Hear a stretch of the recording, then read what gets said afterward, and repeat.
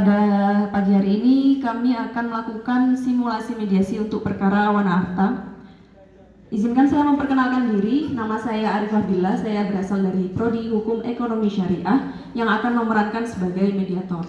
Kemudian selanjutnya akan dilanjutkan dengan perkenalan rekan-rekan kami, dimulai dari sebelah saya. Baik, terima kasih. Perkenalkan, nama saya Salsa Dewi Alfianti dari Prodi Hukum Keluarga Islam. Di sini saya mensimulasikan sebagai pihak Wana Arta.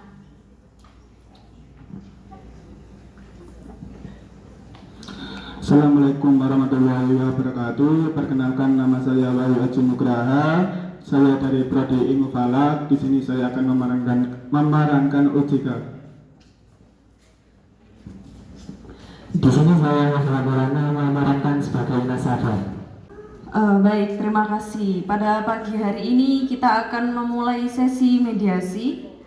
Langsung saja akan kita dengarkan penyampaian aspirasi dari pihak pemegang polis Wana Arta kepada yang bertugas di sini. Terima kasih disampaikan.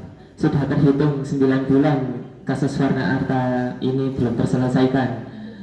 Dan kami juga sudah capek untuk mengurus-ngurusi ini, maka dari itu kita harus segera menemukan titik temu agar kasus ini segera terselesaikan. Namun terdapat permintaan dari pemegang polis, yakni dan juga selaku nasabah, bahwa apapun yang akan diberikan, apapun yang akan kita sepakati ini semoga dapat diterima. Untuk itu kami dari para pihak menginginkan agar dikembalikan dana yang telah kami tabung, bukan seadanya, tapi lebih memaksimalkan memang berapa jumlahnya, berapa yang ada, akan tetapi dengan ketentuan untuk jangka waktu ke depan harus memenuhi minimal harus lebih dari 50%. Mungkin itu dari kami, dari para nasabah. Baik, terima kasih. Jadi dari pihak nasabah masih menginginkan pengembalian dan sudah merelakan untuk pengembaliannya tidak sejumlah 100% begitu. 100% tapi minimal 50%. Ya, sebelumnya juga nasabah sudah pernah menyampaikan terkait alasannya mengapa mau mengambil polis di Wana Arta ini. Jadi ada banyak sekali rentetan kejadian sehingga nasabah ini harus mengalami kerugian.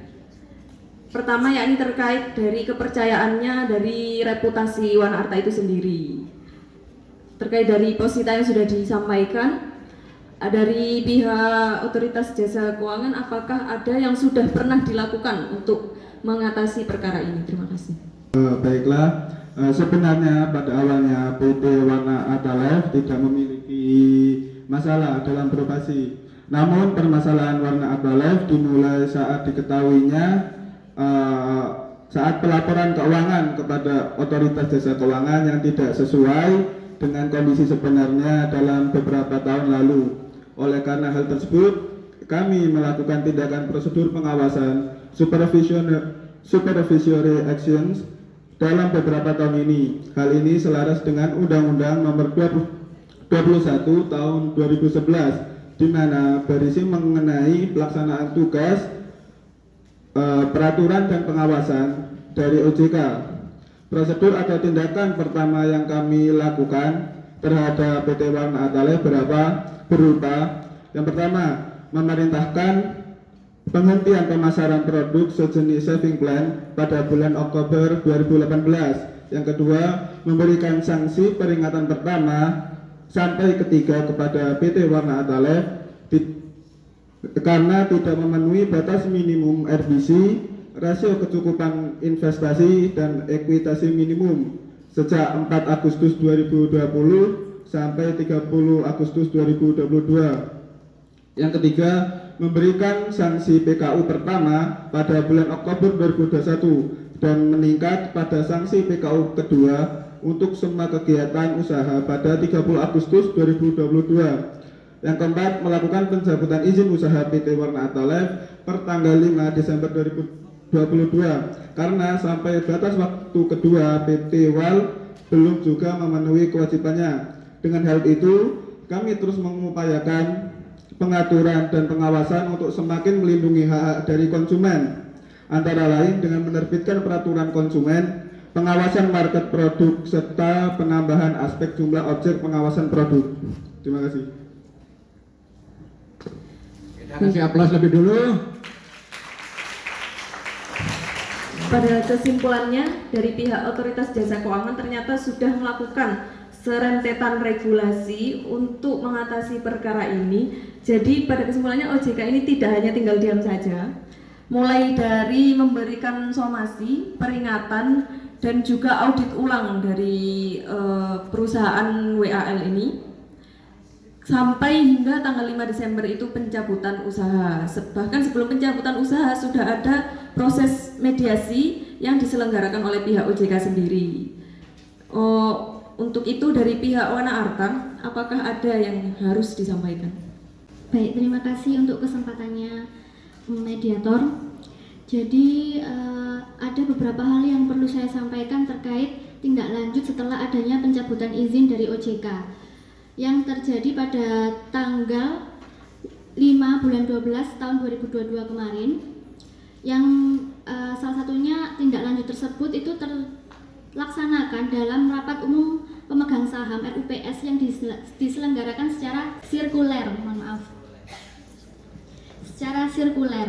Jadi pelaksanaan rapat umum pemegang saham ini dilaksanakan dengan mendatangkan petinggi-petinggi atau pemimpin-pemimpin yang memang memiliki otoritas, memiliki peran sangat penting karena mereka memegang saham utama PT Warna Arta Life, di mana salah satunya yaitu yang saat ini sudah ditetapkan sebagai tersangka, tetapi 3 diantaranya itu pada saat pelaksanaan rapat umum ini sudah berada di luar negeri. Dan pada pelaksanaan rapat umum ini itu dihadiri oleh semua pihak yang memegang saham, termasuk 3 orang tersangka yang saat ini menjadi DPO ya, yang ada di luar negeri itu, dan juga mereka semua pemegang saham itu bersedia untuk menandatangani hasil dari rapat umum pemegang saham tersebut, di mana yang disepakati dalam rapat umum tersebut itu diantaranya yaitu pertama, membubarkan perusahaan, seluruh perusahaan yang ada di Indonesia ini sudah dibubarkan dan ditutup secara permanen setelah adanya himbauan pencabutan izin dari Otoritas Jasa Keuangan. Lalu juga setelah adanya pencabutan izin usaha tersebut, kami juga menyepakati untuk segera membentuk tim likuidasi yang dibentuk secara internal dari pihak Warna Arta sendiri, dan itu kami membentuk tim likuidasi itu selambat-lambatnya disepakati 30 hari sejak pencabutan izin usaha dari OJK. Nah, untuk penyelenggaraan rapat umum pemegang saham atau RUPS secara sirkuler ini, kami juga ingin menegaskan karena beberapa waktu lalu memang ada desas-desus dari nasabah yang mengatakan bahwa rapat ini sebenarnya tidak sah karena dilakukan tertutup, yaitu dengan internal sendiri. Sebetulnya sesuai dengan Undang-Undang Nomor 40 Tahun 2007 tentang Undang-Undang Perseroan Terbatas dan juga Pasal 10 Ayat 5 Anggaran Dasar PT Warna Arta Life sendiri itu sudah sesuai prosedur. Jadi apabila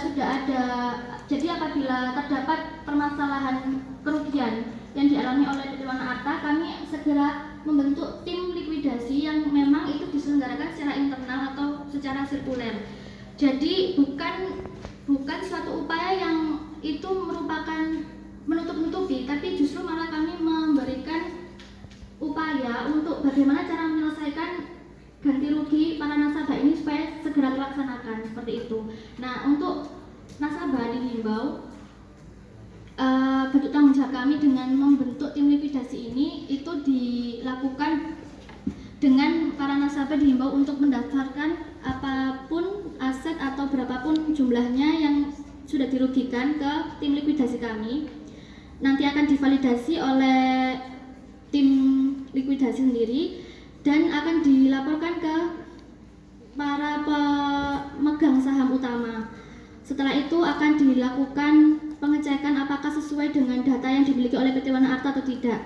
Jika sesuai nanti akan kami upayakan dengan pencairan dana dari aset-aset yang kami jual yang masih tersisa. Terima kasih. Kita kasih aplaus. Selamat pagi. Selamat pagi. Siapa kita? Siapa kita?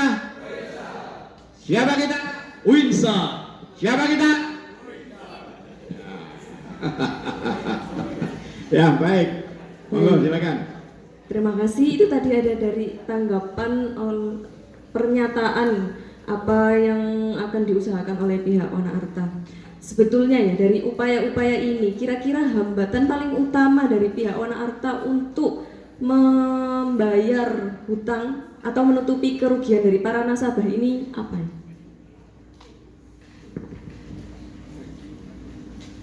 Ya, terima kasih. Jadi upaya kami untuk membayar kerugian para nasabah itu sudah kami sebutkan. Sebetulnya dari pertama mediasi itu kami melakukan pencarian ulang atau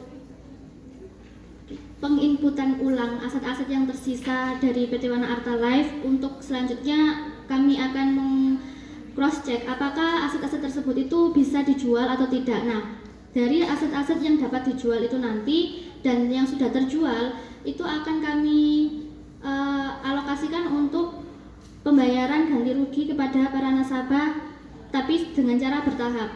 Jadi pada saat kami cross check kemarin itu ada sekitar total aset Wana Arta yang masih tersisa itu 175 miliar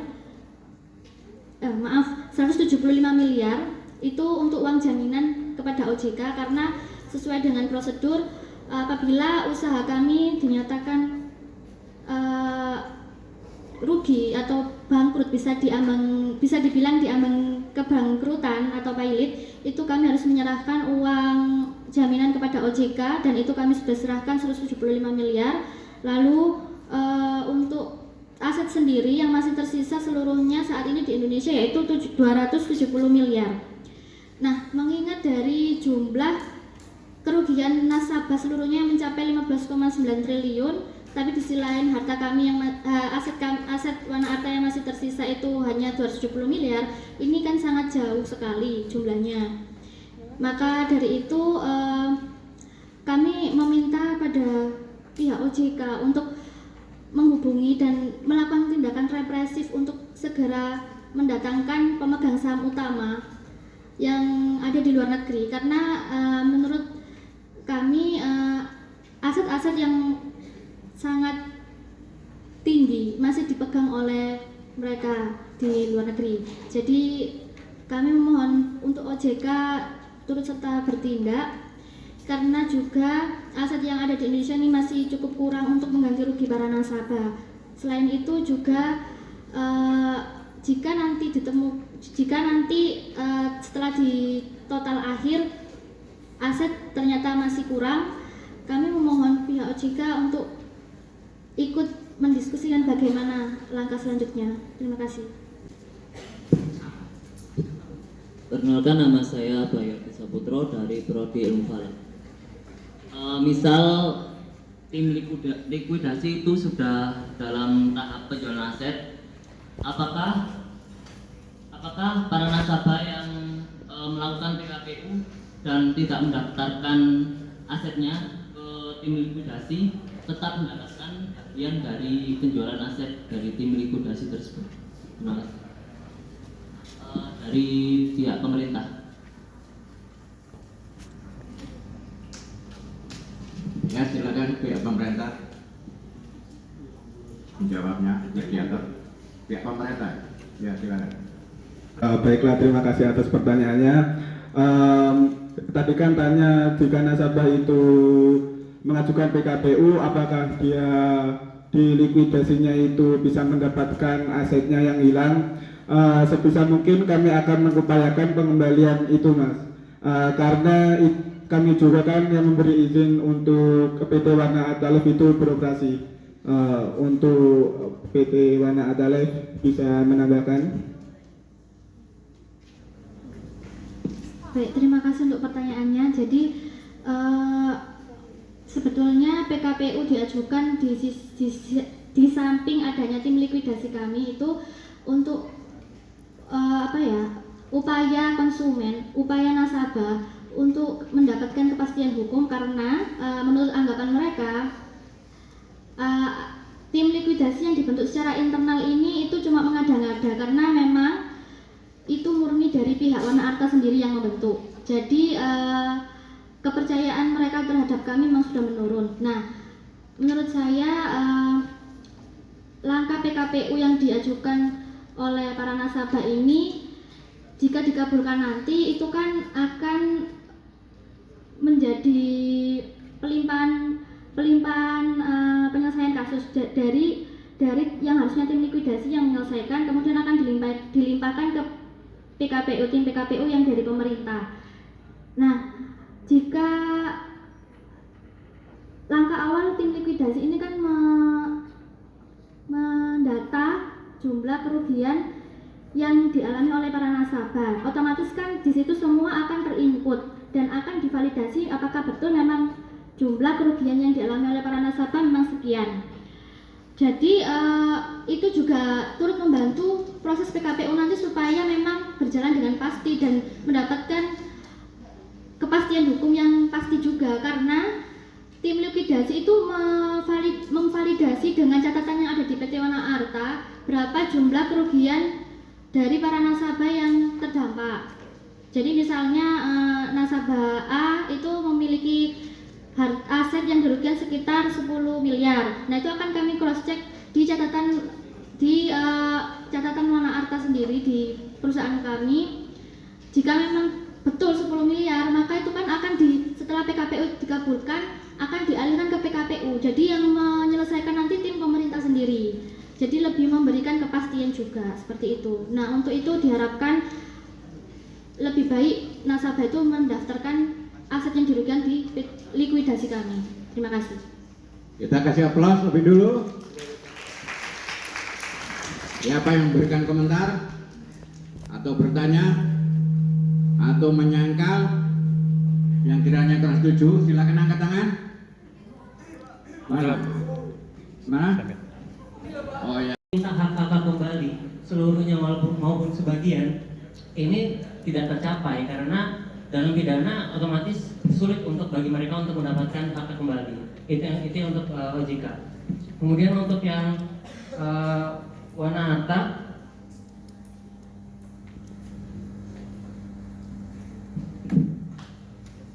kan ada dugaan penggelapan dan pencucian ini. Nah, terus tadi Wana Arta sendiri bilang bahwasannya akan tadi yang pertama untuk OJK apakah sah bagi pembubaran yang dilakukan OJK, dan Wana Arta dalam hal ini kan tahu bahwa dia tidak mampu tidak mampu untuk membayar utangnya kan 15,9 triliun itu tadi. Aset-asetnya pun juga dugaannya kalaupun dijual itu kan tidak mampu menutupi hak mereka si nasabah gitu. Lantas apa yang tindakan apa lagi gitu yang harus yang nyata gitu. Kalau tadi kan ada beberapa tim likuidasi, terus juga ada rapat sekuler yang mana juga diduga kan nasabah tidak terima dengan rapat sekuler itu karena hanya dari tim likuidasinya dari Wana Arta sendiri, bukan dari kedua belah pihak. Mungkin cukup itu. Terima kasih. Wana Arta Life itu sudah sesuai. Kami ingin menanggapi hal tersebut. Yang dimaksud pembubaran itu tidak supaya hal ini dilakukan supaya tidak ada nasabah lagi yang mendaftar, dan meskipun sudah dibubarkan, namun di dalam PT Wana Arta Life itu kinerjanya masih aktif untuk mengusut kasus ini. Selain itu, pembentukan tim likuidasi itu sudah sesuai yang disebutkan tadi dari Mbak Wana Arta Life, sudah sesuai dengan UU nomor 40 tahun 2007 tentang perusahaan terbatas dan anggaran dasar. Terima kasih.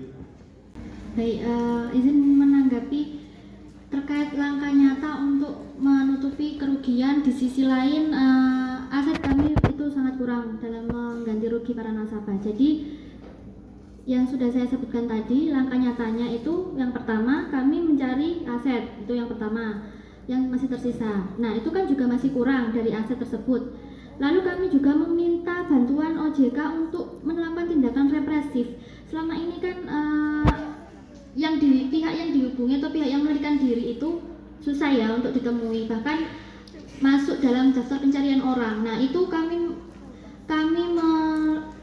melakukan kerjasama dengan OJK untuk memanggil pihak tersebut, dan selanjutnya itu pihak OJK itu akan melakukan pengusutan itu sendiri dengan bekerjasama dengan kedutaan besar Indonesia ada di Amerika Serikat untuk melakukan pencarian 3 pihak yang melarikan diri tersebut.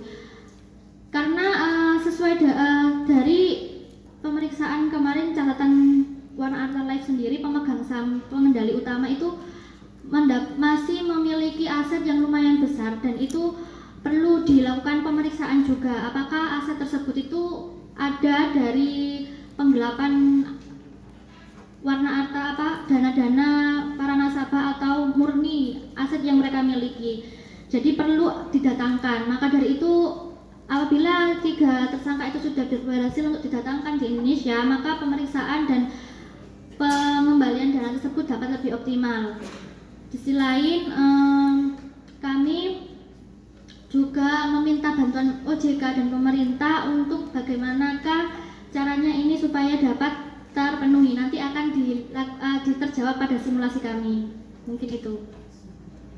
Iya, baik. Jadi kita dapat mengikuti alur simulasi ini dengan baik dari apa yang sudah disampaikan oleh pihak Warna Arta terkait apa saja tanggung jawabnya atas perkara ini dan juga hambatan-hambatannya untuk menyelesaikan perkara ini.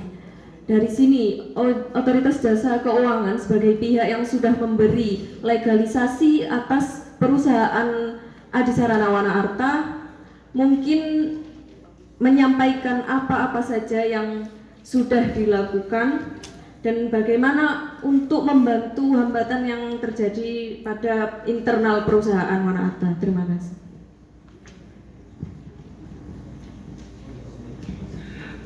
Baiklah, terima kasih.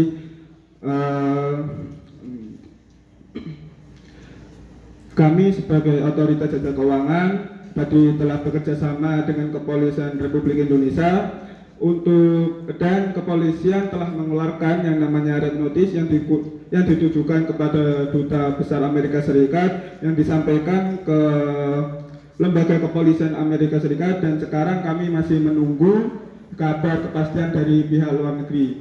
Kemudian kami juga menghargai proses hukum yang telah dilakukan dengan penetapan 7 orang tersangka terkait kasus Warna Arta Life. Bukan hanya itu, kami juga melacak di mana saja aset yang masih ada, termasuk yang dibawa pemegang saham kabur ke luar negeri. Kami juga akan bekerja sama dengan pemerintah untuk mengembalikan kerugian nasabah dengan menggunakan dana pemerintah. Namun supaya tidak sepenuhnya dana pemerintah keluar, kami mengupayakan sumber dana transaksi surat utang negara yang kami nilai lebih efisien dan salah satu alternatif pembayaran kekurangan dana yang bisa kami upayakan. Terima kasih. Kita berikan aplaus. Untuk pemanggilan DPO dan juga pemulihan aset dari perusahaan Warna Arta, selanjutnya bahkan memberikan solusi terakhir berupa pemenuhan kekurangan harta dan aset Warna Arta yang digunakan untuk memenuhi kerugian dan hutang kepada nasabah berupa surat hutang atau yang dapat kita sebut sekarang ini dengan obligasi pemerintah untuk menutupi kekurangan tersebut. Jadi pemerintah di sini tidak tutup mata dan siap untuk mempertanggungjawabkan perbuatannya yang telah memberi izin perusahaan Warna Arta. Maka dari itu, apakah dari pihak nasabah ada tanggapan terkait hal ini? Baik, terima kasih. Kami menerima tawaran tersebut agar kasus ini tidak berlarut-larut, sehingga apa yang kita berikan pada waktu dahulu terdapat bisa dikembalikan. Pada pagi hari ini kita telah mencapai akhir dari sesi mediasi ini. Untuk pihak Wana Arta sendiri sudah menyampaikan hambatannya dan juga meminta dan memohon bantuan dari pihak pemerintah serta pihak otoritas jasa keuangan atas kontribusinya. Kemudian dari pihak pemerintah dan otoritas jasa keuangan sendiri telah memberikan solusi yang sangat kontributif.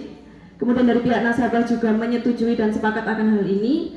Maka dari ini selanjutnya kami akan membuat sebuah perjanjian berklausul yang akan ditandatangani oleh para pihak dengan kesepakatan yang telah saya berikan kesimpulan sebelumnya.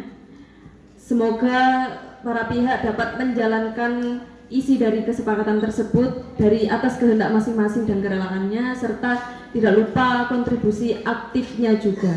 Terima kasih. Wassalamualaikum warahmatullahi wabarakatuh.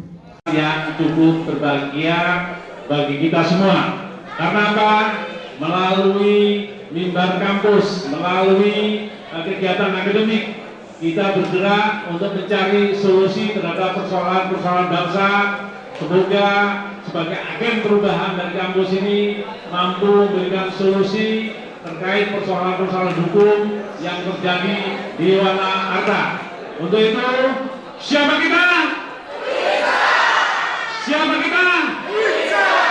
Siapa kita?